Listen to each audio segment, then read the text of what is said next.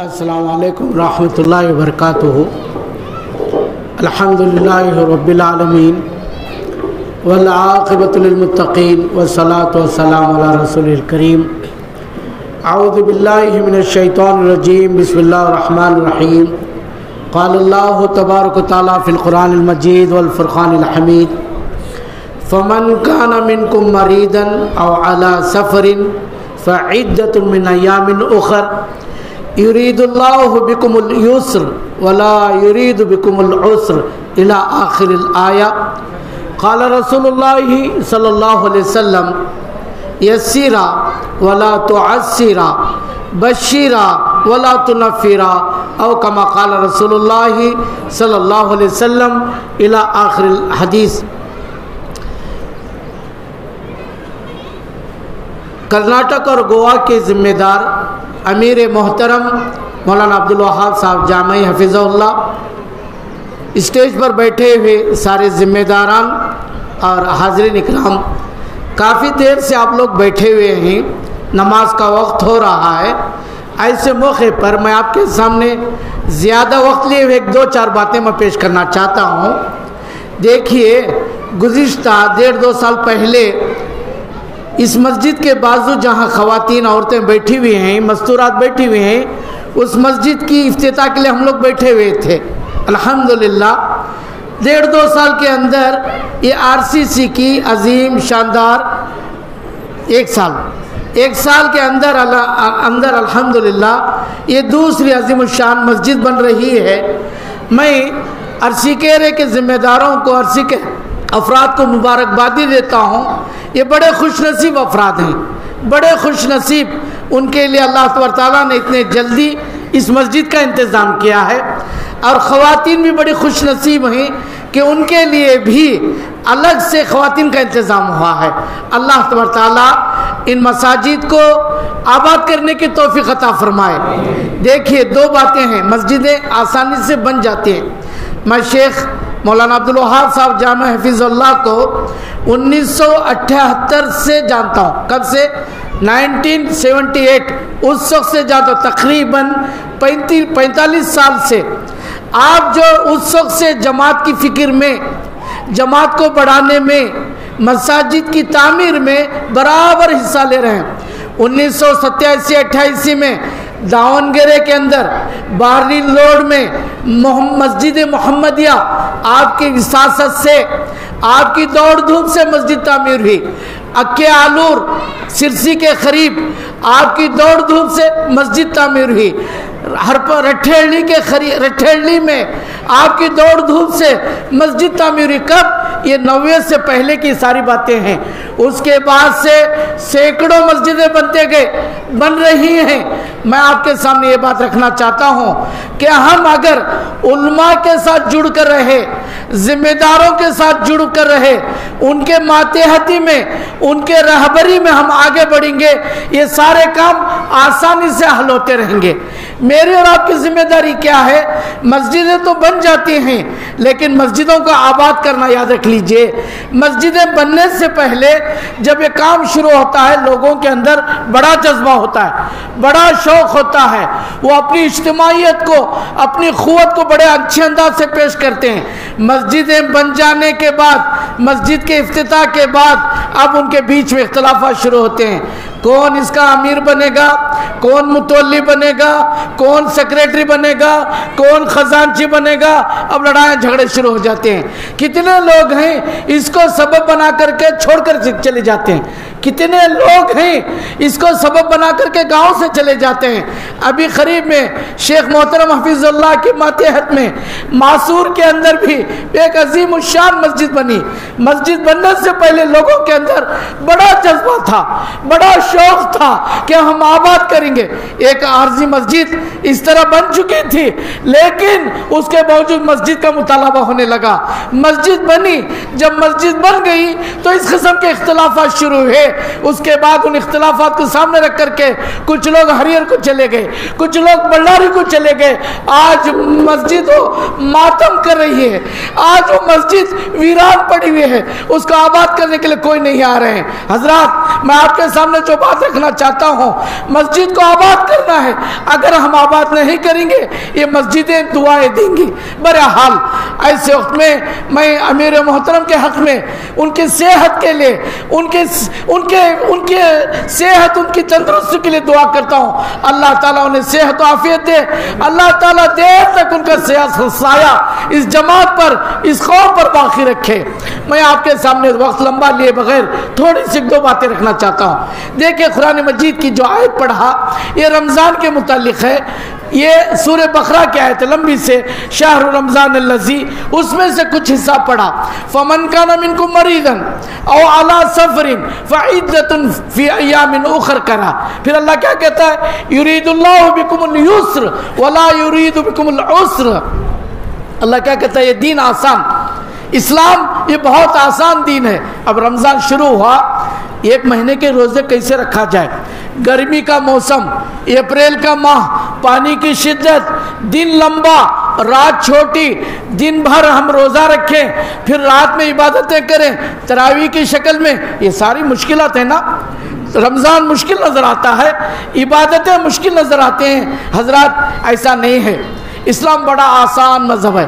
ذرا اسلام کے آنے سے پہلے کہ دو باتیں میں آپ کے سامنے رکھنا چاہتا ہوں. دیکھیے قرآن مجید میں اللہ تبارک تعالیٰ مختلف جگہ ارشاد فرمایا, وما جعل علیکم فی الدین من حرج.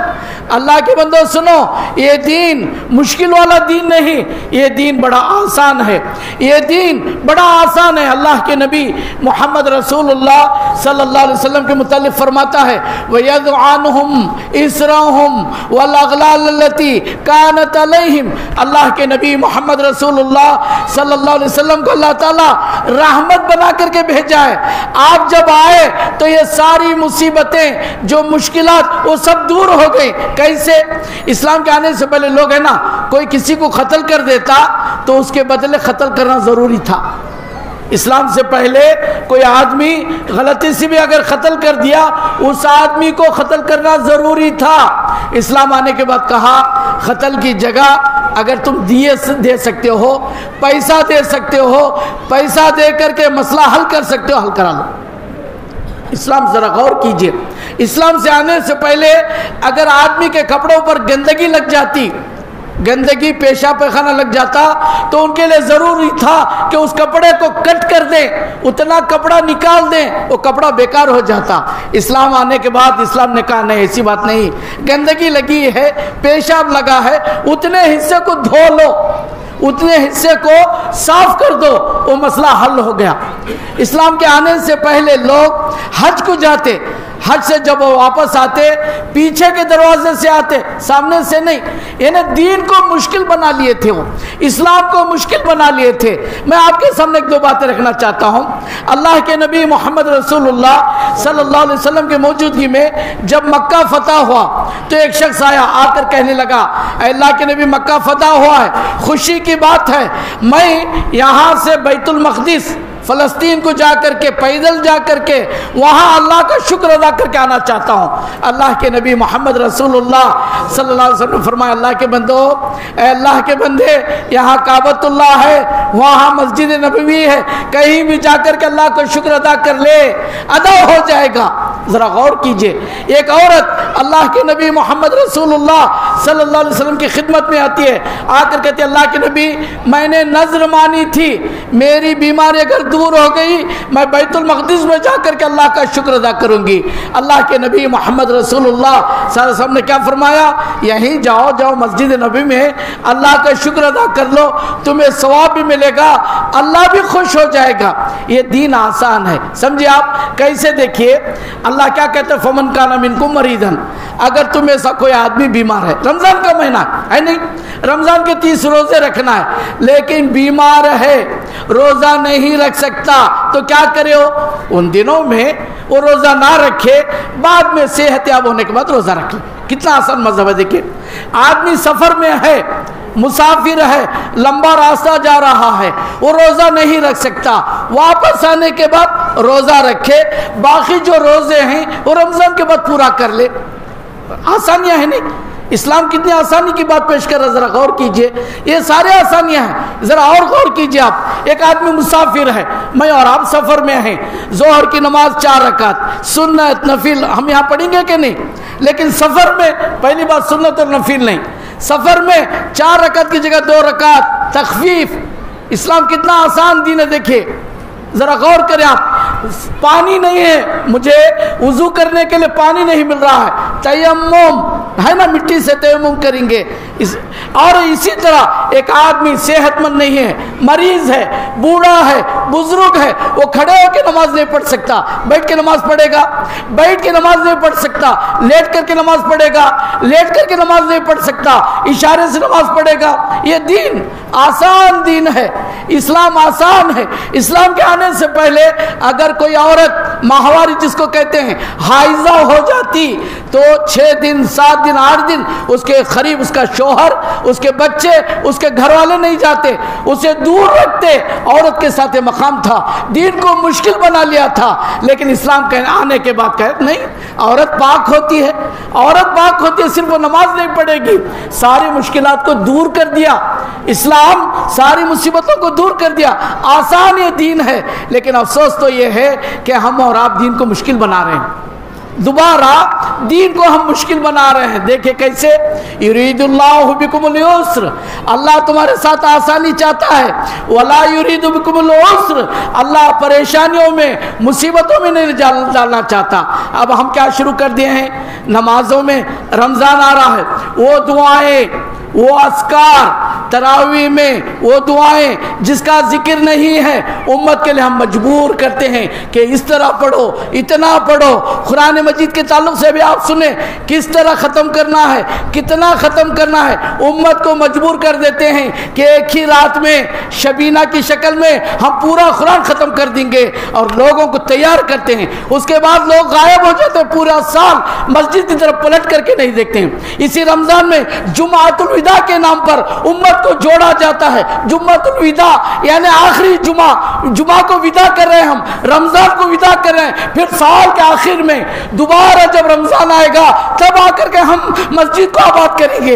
امت کو اس طرح گمراہ کیا جا رہا ہے، امت کو اس طرح مشکلات میں ڈالا جا رہا ہے۔ 2 عیدیں تھیں، کتنے عیدیں؟ اسلام میں 2 عیدوں کا ذکر تھا، لیکن افسوس تو یہ ہے یہ امت ہر مہینے میں ایک عید کی شکل میں امت کو پریشان کر رہی ہے، مصیبتوں میں ڈال رہی ہے۔ اور تیسری بات یہ ہے، شادیوں کا معاملہ آسان تھا، آسانی سے شادی کرنے کا حکم دیا گیا تھا۔ اللہ کے نبی محمد رسول اللہ صلی اللہ علیہ وسلم کا فرمان ہے، کیا الفاظ ہیں؟